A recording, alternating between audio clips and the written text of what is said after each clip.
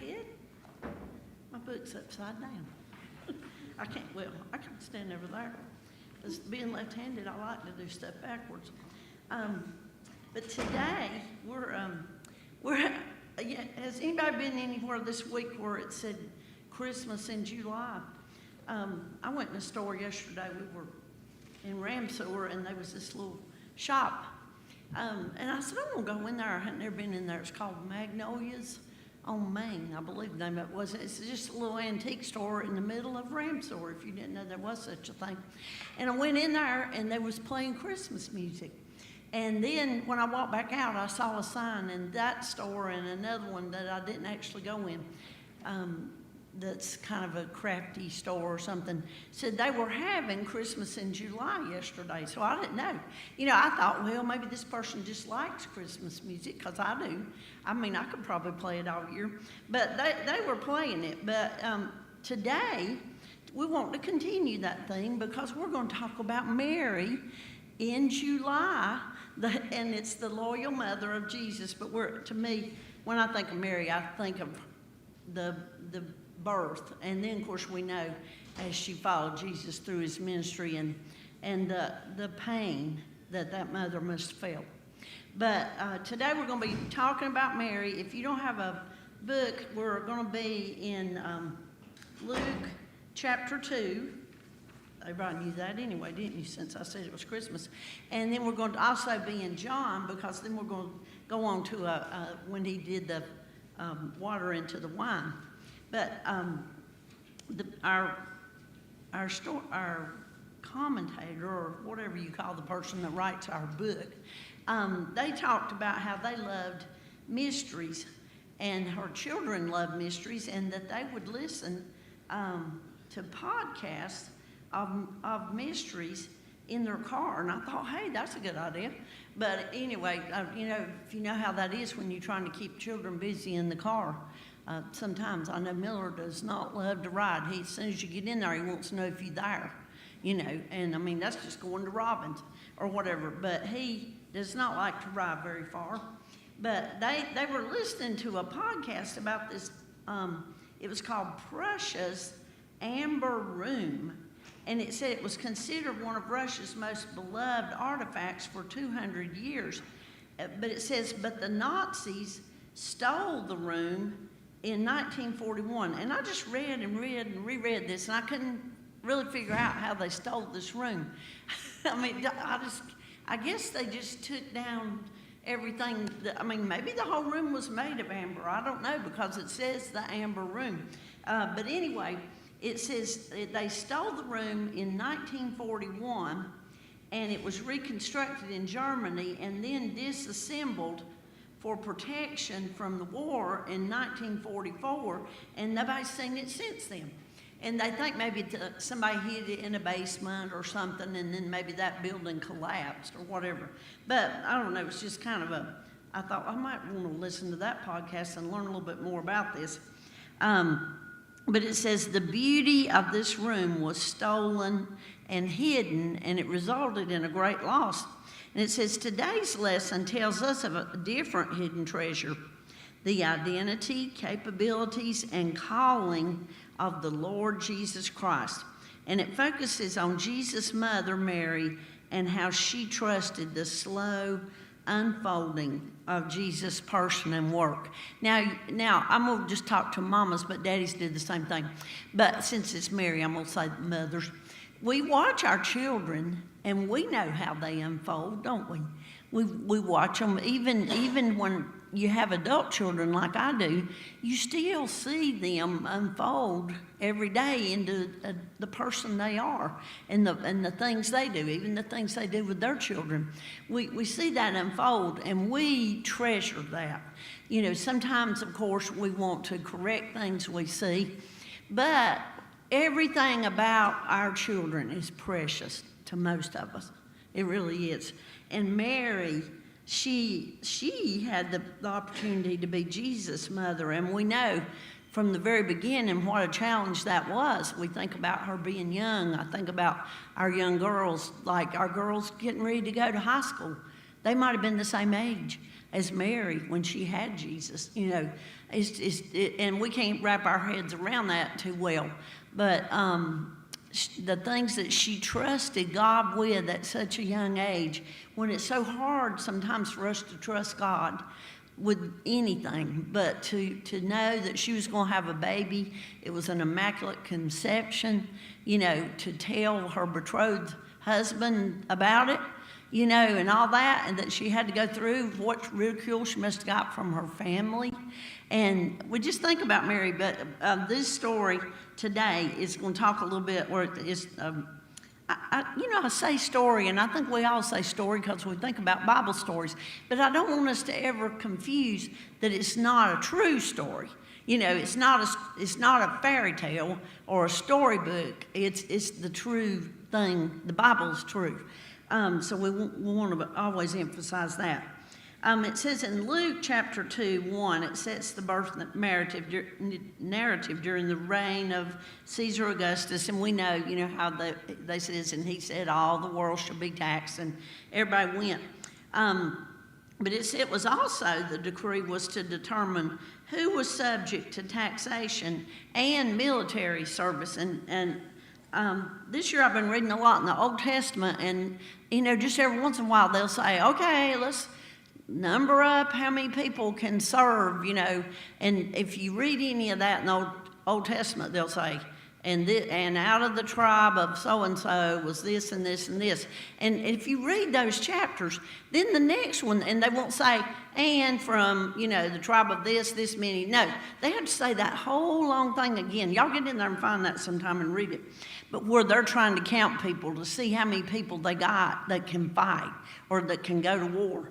But so I don't know why that just jumped out to me today, because they pointed, or when I was studying, that it was the people who were subject to tax. I just thought it was all about taxes. But it also says, and military service. They were determining the age of their able-bodied people, I guess, that could do it.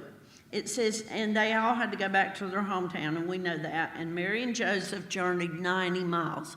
And you think about it, you know how proud you might be if you walk a mile when you're exercising. Think about that 90 times, because they did. And Mary was walking, and she was, as it says, great with child. And some of us who might have been those who got rather large when we were carrying children, that's a lot of carrying, to carry just your own body, you know. And so she, you know, we know they had the donkey and all that, but it was a trip. It says they went from Nazareth, they traveled from Nazareth in North Galilee south to Bethlehem. It says Luke's gospel provides many details about Mary and her experiences, more than any other gospel. So I think that's why probably we read it the most from Luke, to get all the details, because you know how it is when you ask somebody, like you ask your child, well, how was school day? Fine, you know. Or you might be able to pull it all out and get them to tell you a bunch of details. Now, some will just spring forth and tell you all kinds of stuff, and some of them won't. And, you know, sometimes you got to work around that. Now, I used to, when Maddox was little, and I'd go pick him up, he just told me all kinds of stuff. And then when Melissa got home, he didn't tell her anything. You know, I mean, one time was enough, I guess.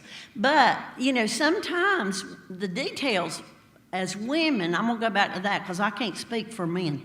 I like a lot of details. I don't want you to just give me one little plain little answer. I want you to tell me what color it was, you know, how big, you know, all that kind of stuff. I like that. So we like Luke because he tells us Mary's point of view and the things that she was feeling.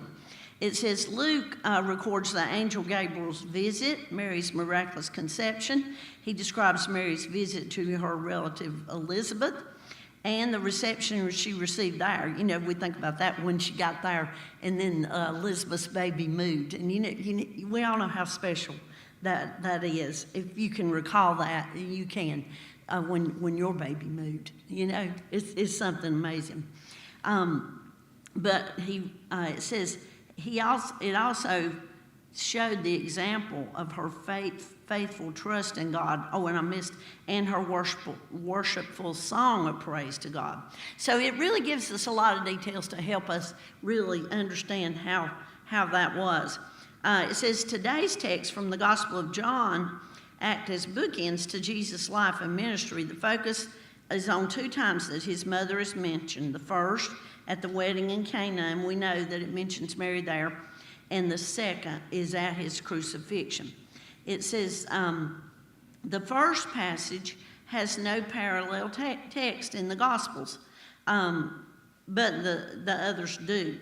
Okay, let's look at Luke chapter 2, verse 15. It says, when the angels had left them and gone into heaven, the shepherds said to one another, let's go to Bethlehem and see this thing that has happened, which the Lord has told us about.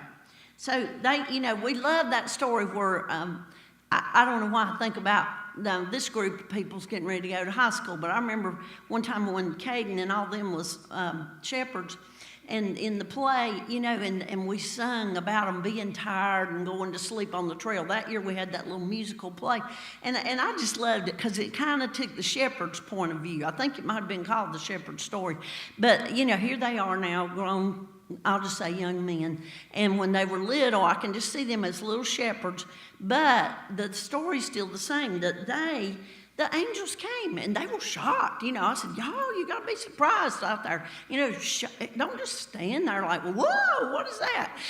What are the angels doing? And they did it, and I can just see their little faces right now, even though they're grown. And of course, they are not these shepherds that we're talking about, but we all get a picture of our mind of things, that how we see it. And in this one, it says, but when the angels left, then the shepherds said this to each other. So, it took them a little time to recover from that surprise about these heavenly beings up in the sky telling them to go see about this baby. And, it's funny, you think about just a group of guys sitting around and they say, hey, well, why don't we go to Bethlehem? Let's go see, let's go see what this is. So they go. They don't do anything to get ready. They didn't have time to wash up or change or nothing because I was sleeping out in the fields. But they went to Bethlehem. And it says, this is when an angelic message appears in Luke. This is the third time. The first time, we know he talks to Mary. They appear to Joseph. But it says, as the angels returned to heaven, the shepherds deduce the city mentioned. And so they go there, and they look, and they go and look for the Christ child to see what really happened. They didn't doubt it. They said, they don't know what they're talking about. Let's go back to sleep. They went to see what happened. Our book says, have you ever heard about something that you just couldn't wait to go and see for yourself? What made it necessary to not just take somebody else's word for it? You ever hear somebody tell about, wow, we went on this trip and we saw this and that, and you say, man, I want to go see that. I'd really like to see that. Even though I see your pictures, I'd like to be standing in the same place. I know we looked at Tabitha and Daniel, and them showed us some of their pictures from their trip, and I thought, ooh, I want to go there. I just want to see that, and see that thing. And I keep telling them to document what they did so they could tell us how to go. So we don't have to go there and just wander around and see if we're going to find these things. We just go straight to what it is. It's just like the shepherds had to pinpoint that it was Bethlehem.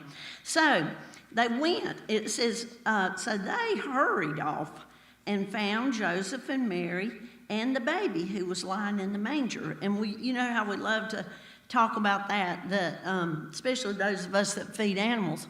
You think about, would that be a good manger like where we feed our sheep? It's just a little bit narrow like this, and it had to have been a little baby to lay in that manger. Just depends on what kind of trough you got or how you fix it. But we think about it because it cradled the baby. And it says Mary and Joseph used it as a crib. And it said, what a strange sign for the shepherds to receive, but it improves the identity of Jesus. In verse 17, it says, when they had seen him, they spread the word concerning what they had been told what had been told them about this child. So they didn't just go back to their field and say, wow, that was something, and then they just carry on. They went and started telling people. One year at Christmas, we had a play where the shepherds got in trouble for telling people, and because they disturbed the people's sleep. And I think about that. All through this, I just have to think about things that we've done here. But the real story is that they went and told. You know how especially if you're a grandparent, I'll just come from that point of view. You can't wait to tell about your new grandbaby. You just can't wait to tell it. But you got to wait till they decide they're going to tell it. I mean, even from the minute when you find out they're going to have one, wow, I can't wait to tell somebody. And then you'll say, when can I tell them? When can I tell? And you get so excited about telling about it. Or at the birth, the telling about the birth, or telling how much you weighed, or even better, what's its name? What's the baby's name? All those things we can't wait to tell. But think about these shepherds telling about Jesus. Now, what if really and truly, y'all, we got so excited about telling somebody about Jesus, just like we like to tell them about things that excite us in our life, just like the birth of a baby. What if we were that excited when we told somebody about Jesus? But that's what the shepherds did. It said their witness was effective. So let's look at 18. It says, and all who heard it were amazed at what the shepherds said to them. So our book says that their witness was effective. The people heard and responded. And it says they were so amazed. And it's such an unbelievable story. And first of all, just the angels coming in the sky, then them going to find this baby, and then, just the situation around his birth. It says, so they went and told this story, even though it might have sounded far-fetched, it was accurate. And the hearers of the story just marvel at the details. And you do that, when you tell a story. Now, if you just say, I'm going to go back to what I was saying earlier. If I just said, okay, y'all, so-and-so had a baby and it was okay.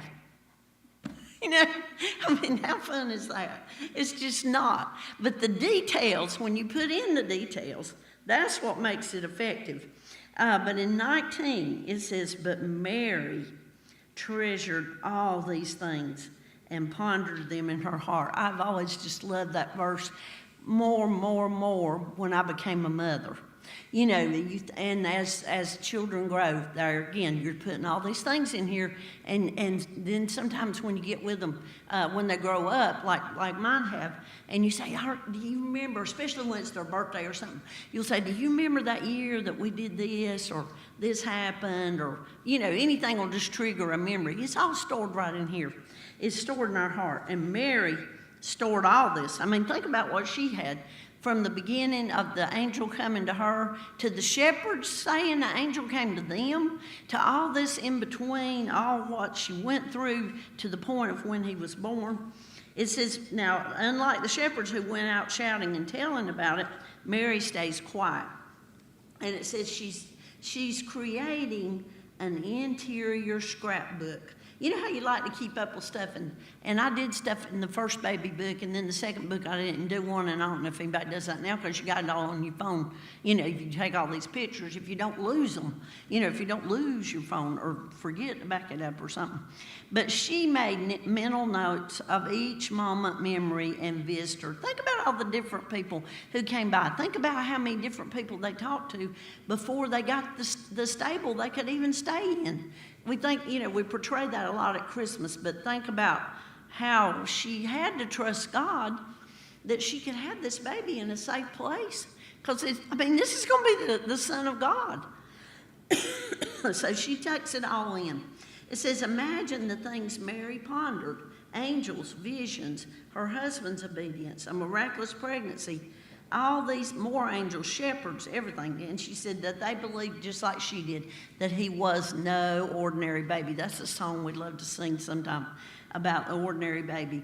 It says, how do you purposefully mark special milestones or experiences in your spiritual walk? Do we keep up with all that? Can you go back and say, oh, I remember, that time that preacher was preaching, and I thought I needed to be saved. You know, I can remember when we were little and the revivals and things, and can tell about that. They were talking about the commentator person who wrote this was talking about memories and how when her daughter got married, they went in their trunk where she had kept stuff and found the thing that she used to cut the cake with when she got married, and the daughter used it. I call it a cake cutter because it's not really a knife. You know, it has that little triangle. In my mind, I'm visioning that. But she said they found it. It says, but looking at all the special things that she had in her trunk, she said she saved the most critical things, but kept so much more in her heart. And it says, looking at keepsakes, I realize that like Mary, I have a lifetime of memories to ponder. And we do, don't we? We all have memories in our lives. But I think what this is trying to bring up to us is that do we keep that good of a record of our spiritual things? You know, do we love to tell about that as much as we love to tell about other things? And I think we all, you know, maybe shy away from that. But it's just like how Preacher Farrell says so many times, and Edwin brought this up the other day. I think it was at Ellis's funeral, that you need, when you are saved, that's great, but you need to tell about it.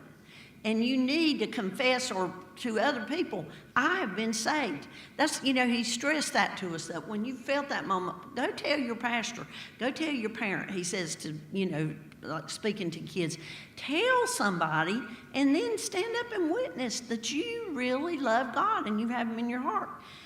So we want to be as excited as all these people were over the things they did. All right, now we're going to switch over to John, and we're going to be at the wedding. We're going to be in John chapter 2, and we're in 1 through 5, if you want to turn to John chapter 2. And in verse 1, it says, on the third day, a wedding took place at Cana in Galilee. Jesus' mother was there. So they went to, it's talking about a wedding. She was there. So they went to this wedding. And Cana, it says, was about 10 miles from Nazareth. And so she went to this wedding, and it's possible that it said in the book that she might have been related to these people or something, especially since she was kind of concerned with how it all went. You know, she was thinking about, you know, I mean, otherwise, if you're at the wedding and you see they run out of cake, you don't go run and grab somebody and say, hey, we got to do something about this.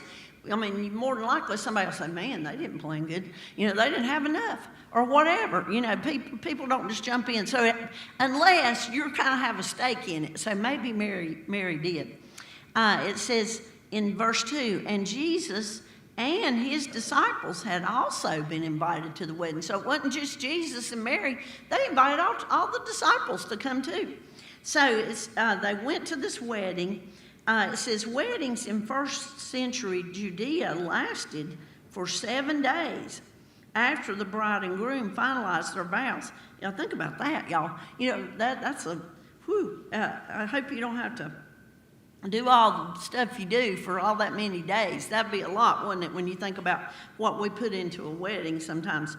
But it says those who were invited to such a celebration could expect an abundant time of joy, food, wine, desserts, music, and dancing at the groom's home. You know, we point that out a lot, that this all happened at the groom's home in these times. And it says they went there to participate, Jesus and the disciples. So it says the scene is now set for the first of 7 miraculous signs that point to Jesus' identity as the Messiah. So in verse 3, it says, when the wine was gone, Jesus' mother said to him, they have no more wine. So it ran out. They ran out of the wine. And so then Jesus' mother goes and tells him about it. And so in verse 4, I mean, you know how to back up as a mother, you know how sometimes you tell somebody something, you know, and you don't, you know, the tone of your voice will indicate whether or not you really mean business about this thing. And if you are urging somebody to do something, you're not going to just have a little monotone sound, probably not. But anyway, now let's hear what Jesus said, because if we really look at this, it's kind of interesting. Woman, why do you involve me? Jesus replied, my hour has not yet come. So, first off, it sounds kind of disrespectful that he just says woman, not mama or mom or any of that. But he calls her woman, but it sounds disrespectful to us. But it was not inappropriate to refer to a lady in this manner in the first century, so they clear that up for us. It says Jesus also uses this same term in addressing his mother in John 19:26, and we'll see about that in a little bit. It says, although not disrespectful, it does create a separation between Jesus and his mother. It's not like he's just trying to help his mama. He kind of just distances it as he says this to her. And he also, in talking about his hour coming, it says the term refers to when Jesus' complete identity will be revealed, his passion undergone, his glory exposed. Jesus mentions this hour at critical moments in his personal life because he tells them. It says, as a parent or grandparent, or in our case, like Mary looking at Jesus, or the case of our book, it says, as when you're the parent or the grandparent, do you know things about your children or grandchildren that others don't know? Well, of course we do, don't we? When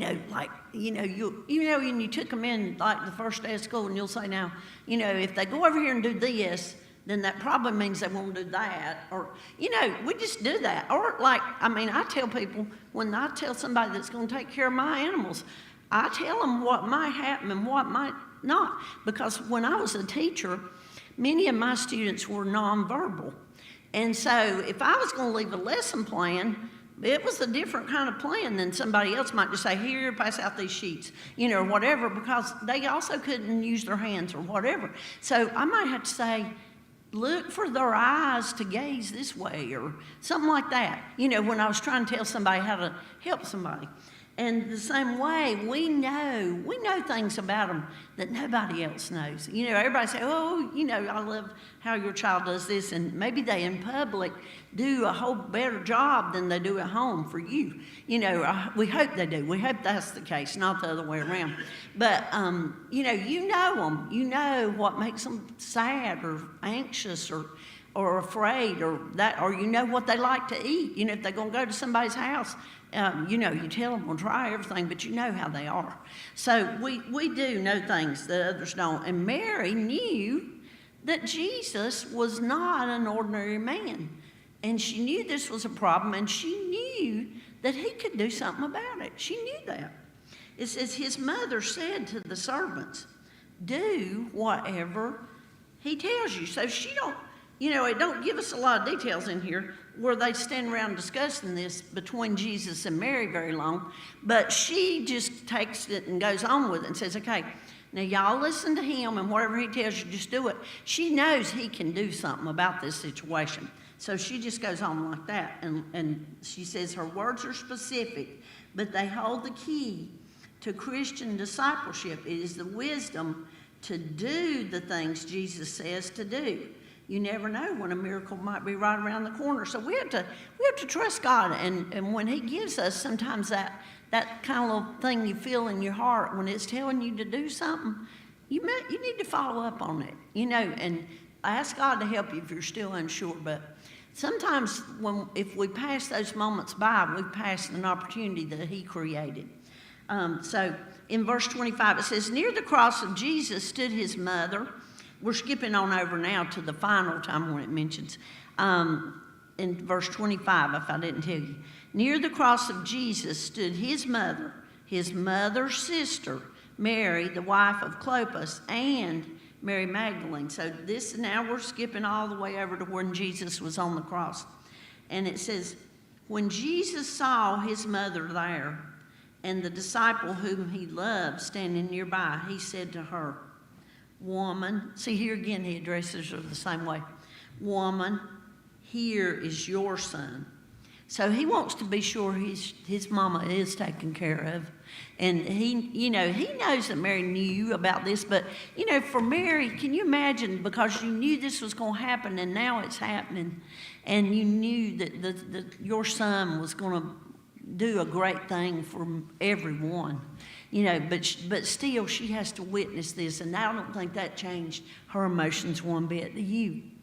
It says, and to the disciple, here is your mother. From that time on, this disciple took her into his home. So our conclusion, I'm sorry I rambled too long, says Mary's yes to God included cherishing her son's identity through tender, exciting, and excruciating circumstances. She trusted God to sustain her journey and Jesus as her son and divine Lord. So, that's something to think of, that she, needs to answer to him. We get in a stage sometimes where we think, our children know more than we do, and we agree with them or whatever. But Mary knew this all along, but yet she still had to guide him. Wouldn't that be a thing? To be trying to guide somebody who's going to be so amazing.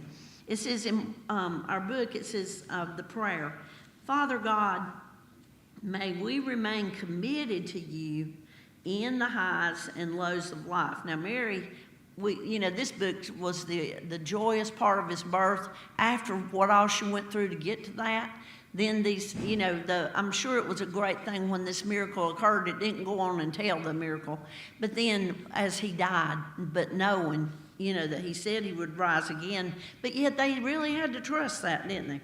The thought to remember today is loyalty to Jesus means a life of sacrificial love. And I think the way as parents that we'd often give up things for our children so they'll have things that we won't want them to have or do, and we pass our thoughts over. Mary had to give it all up to give Jesus for us, didn't she?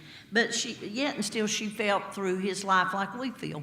And we just need to look at that, because as we want to follow Jesus, we do need to make sacrifices and forget ourselves often to do what he asks. Y'all have a good week.